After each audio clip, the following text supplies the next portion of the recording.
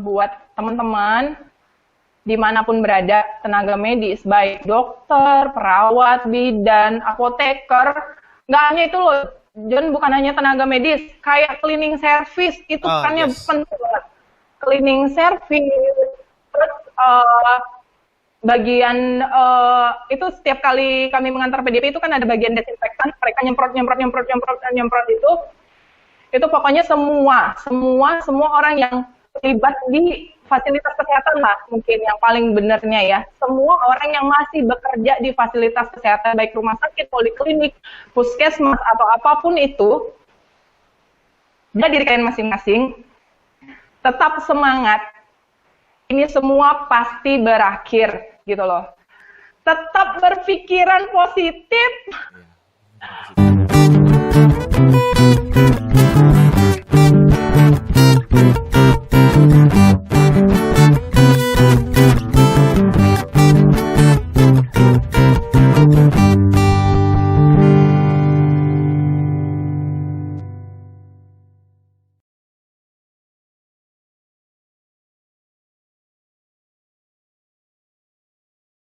Terus gini, Grace, ketika kamu tahu ada orang yang berbohong nih, berbohong soal apa namanya, soal riwayat perjalanan, riwayat ketemu orang, dan pada saat itu beberapa lama kemudian setelah hasil swabnya keluar, beliau ini positif, terkena COVID.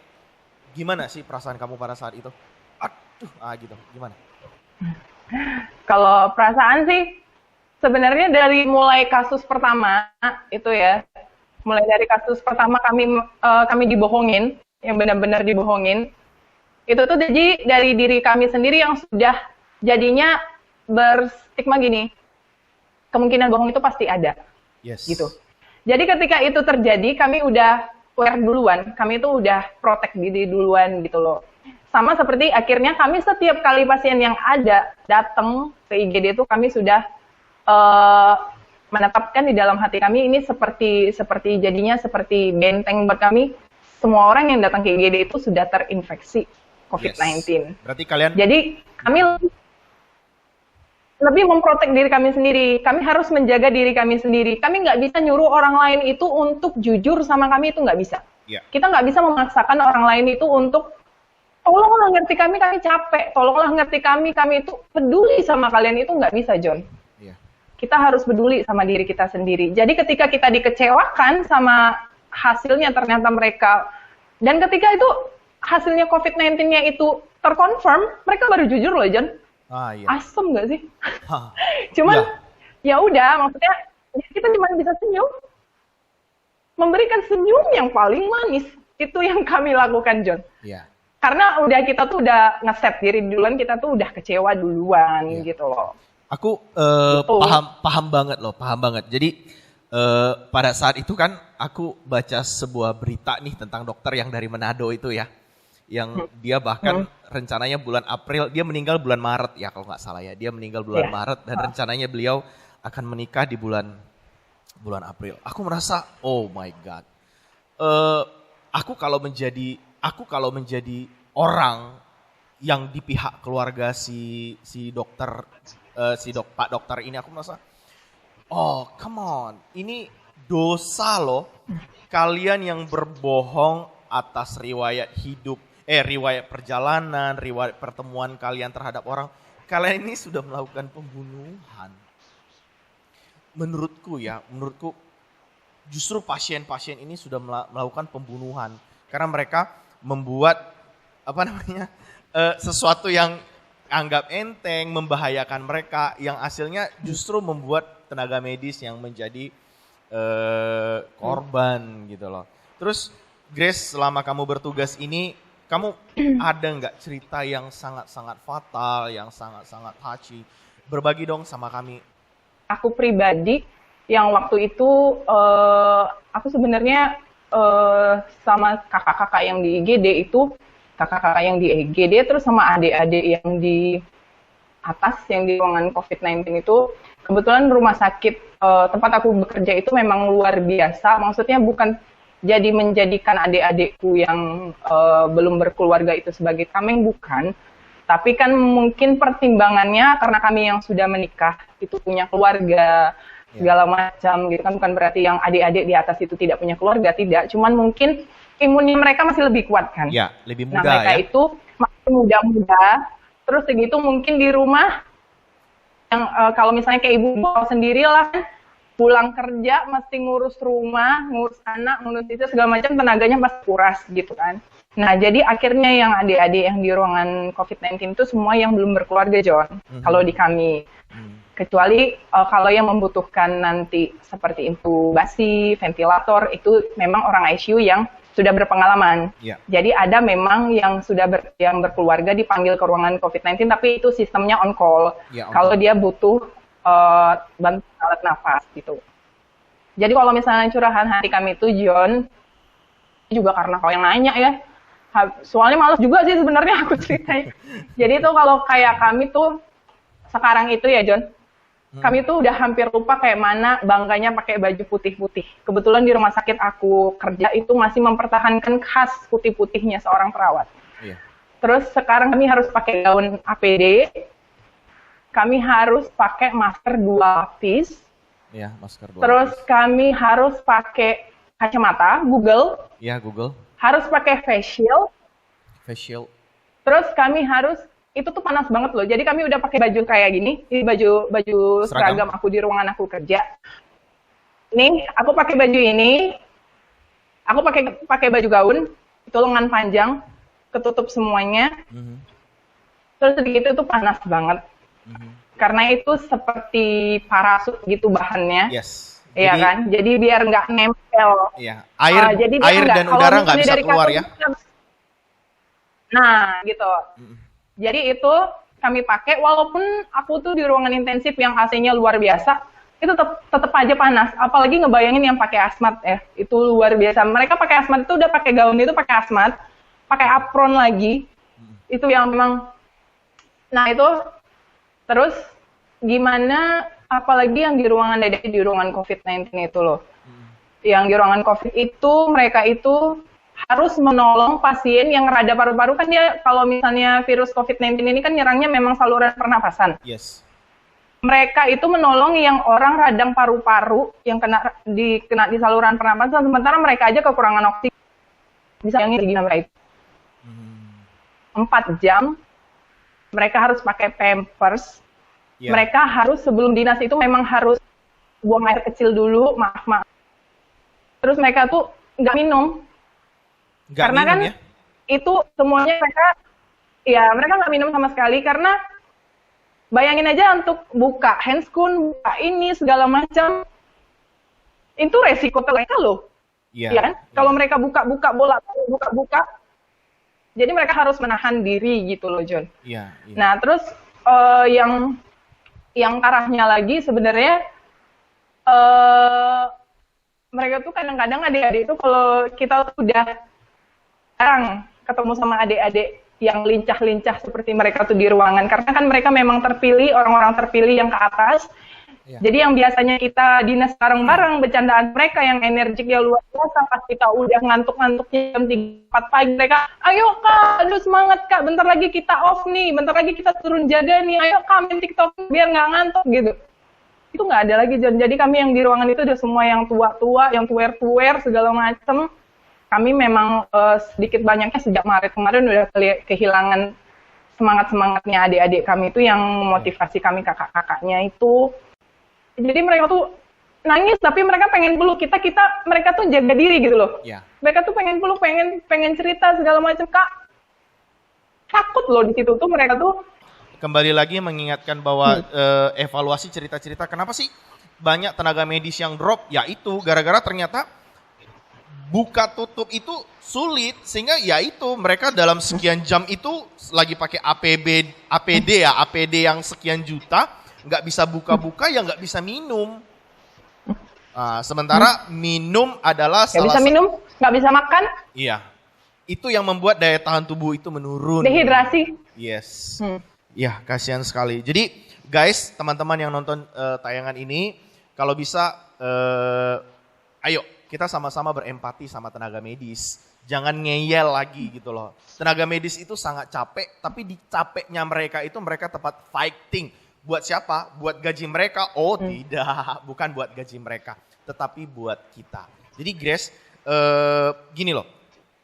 Aku baca banyak apa namanya ya, banyak ulasan, banyak media. Mereka mengatakan posisi fatal di sebuah negara adalah ketika semua tenaga medis itu drop. Ketika semua rumah sakit itu tidak mampu lagi melayani dan merawat pasien. Dan pasiennya membludak. Jadi di situ akan jadi fatal sebuah negara. Jadi maksudku, apa sih saran kamu lah sebagai tenaga medis kepada semua kita yang paling utama harus apa ini? Kalau saran sih sebenarnya apa yang sudah dilakukan pemerintah selama ini itu sebenarnya mereka itu bukan semau-maunya mereka gitu loh.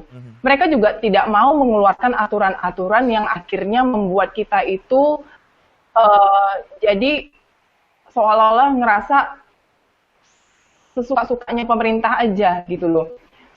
Jadi apa sebenarnya itu kayak misalnya PSBB itu sebenarnya kalau menurut aku sih kemarin tuh seharusnya dilakukan dan benar-benar dimaksimalkan di 14 hari pertama sebelum terjadi sebuah kota itu transmisi lokal. Fatalnya di situ. Ketika sudah terjadi transmisi lokal sebenarnya penerapan PSBB itu tidak ada gunanya sama sekali. Nah, seharusnya. Tapi kan balik lagi pemerintah nggak bisa kerja sendiri, John. Iya kan? Pemerintah itu nggak bisa kerja sendiri. Sebenarnya pun masyarakat adalah tim dari anggota medis, gitu loh. Maksudnya tim di sini,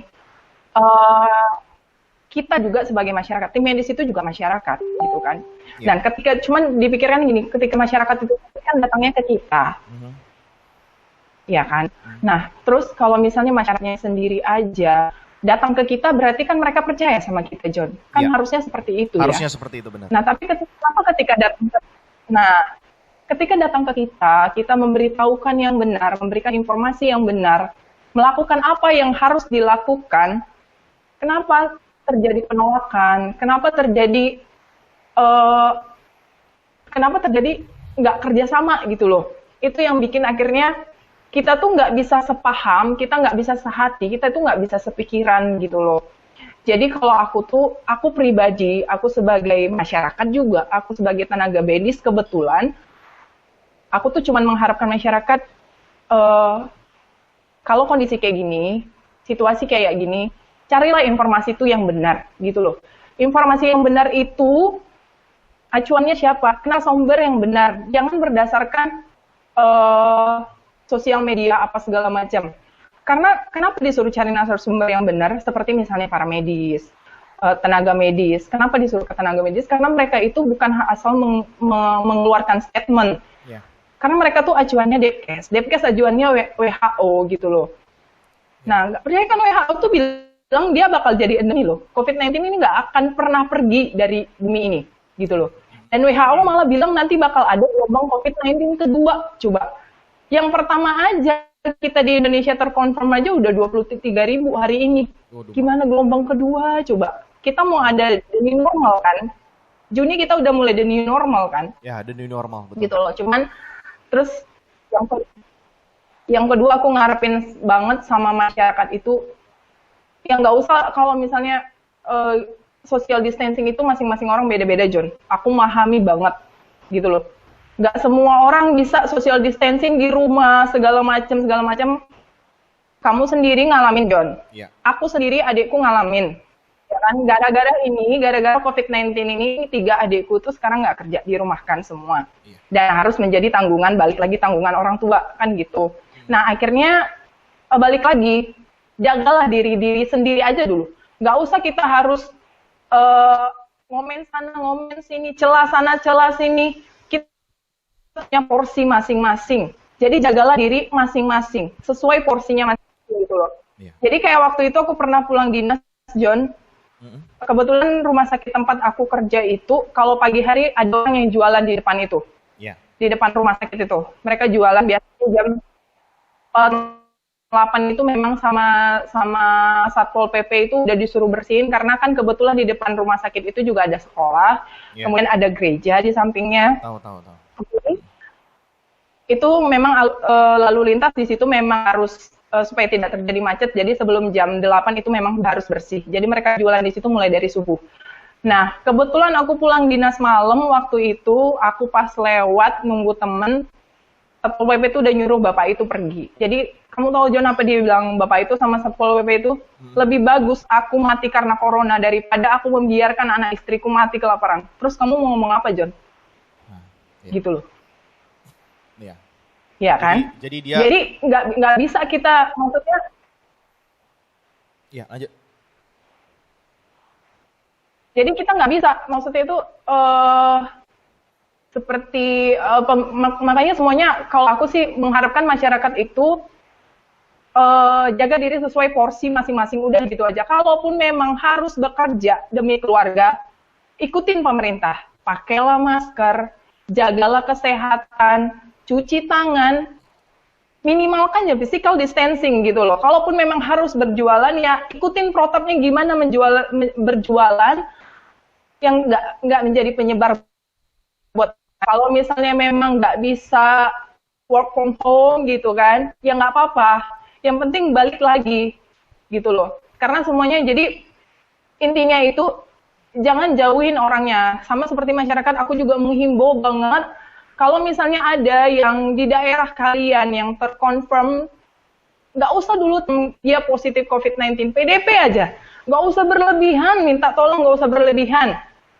Dia tuh bukan orang yang harus dijauhin gitu loh. Yang dijauhin itu virusnya, bukan orangnya. Jadi kalau misalnya kalian merasa nggak kontak dekat, nggak kontak erat dengan PDP itu gitu loh. Kalian itu punya, kalau kalian merasa dewasa, ya, di atas 17 tahun, kalian udah punya sistem imun sendiri gitu loh. Ya apa yang harus kalian lakukan? Ya kalian jaga pola hidup kalian minum vitamin, susu kalau bisa, terus istirahat yang cukup di rumah aja gitu loh. Nggak usah paling di PDP, yuk keluarganya musikan segala macam, itu bukan salah satu cara untuk memutuskan mata rantai gitu loh. Iya. Ya langsung aja balik ke dirimu aja dulu, jaga gitu loh. Ya, berarti intinya adalah itu maksudnya. Jadi apabila sebentar kalau aku boleh potong. Oke. Jadi kalau aku boleh tambahin, berarti kita sebagai masyarakat selain menjaga diri sendiri agar tetap melakukan physical distancing, melakukan tindakan sesuai dengan prosedur anti corona, terus apabila ada teman, sanak saudara ataupun orang di sekeliling kita yang terkena COVID-19, jangan melakukan tindakan yang lebay gitu ya. Jangan digunjingkan, jangan dijauhi, jangan diberikan. Intinya aku menghimbau banget ke masyarakat, jaga diri kalian. Ketika kalian bisa jaga diri kalian, itu kalian artinya sudah bisa menjaga keluarga kalian, sudah bisa menjaga orang-orang sekitar kalian, dan kalian itu sudah menjadi pelopor salah satu pelopor pemutus mata rantai penyebaran COVID-19. Itu aja. Mulai dari diri sendiri aja dulu. Nggak usah orang lain. Kita masing-masing ya, dari diri kami sendiri ya. Iya. Mantap banget loh, Grace. Terus itu udah bantu kami banget loh. Iya, oke. Jadi Grace gini, satu lagi nih. Tadi kan kamu sudah memberikan gini loh, sebagai tenaga medis, kamu sudah menyampaikan keluh kesah kamu kepada masyarakat awam. Nah sekarang pertanyaanku, kamu ada sesuatu nggak yang mau kamu ucapkan, memberikan semangat atau bagaimana kepada sesama tenaga medis? Buat teman-teman, dimanapun berada, tenaga medis, baik dokter, perawat, bidan, apoteker, nggak hanya itu loh, John, bukan hanya tenaga medis, kayak cleaning service, itu penting banget. Cleaning service, terus bagian, itu setiap kali kami mengantar PDP itu kan ada bagian desinfektan, mereka nyemprot itu pokoknya semua orang yang terlibat di fasilitas kesehatan lah, mungkin yang paling benernya ya. Semua orang yang masih bekerja di fasilitas kesehatan, baik rumah sakit, poliklinik, puskesmas, atau apapun itu, jaga diri kalian masing-masing. tetap semangat. Ini semua pasti berakhir gitu loh. Terus jangan lupa minum vitamin. Tetap berpikiran positif. Walaupun orang nggak bisa menganggap kita positif lagi, nggak bisa, kita mungkin sebagian mat aja yang menolong kita dengan mensupport, tapi sebagian lagi mungkin dengan pemikirannya sendiri nggak apa-apa. Selagi kita hidup memang selalu seperti itu. Selalu ada sisi positif dan negatif. Jangan pernah paksakan orang lain untuk menghargai pekerjaan kita. Apalagi di tengah-tengah situasi seperti ini, nggak usah, nggak penting. Pikirkan dirimu sendiri, kau harus baik, kau harus berjuang, mau baik buat keluargamu, buat orang-orang di sekitarmu.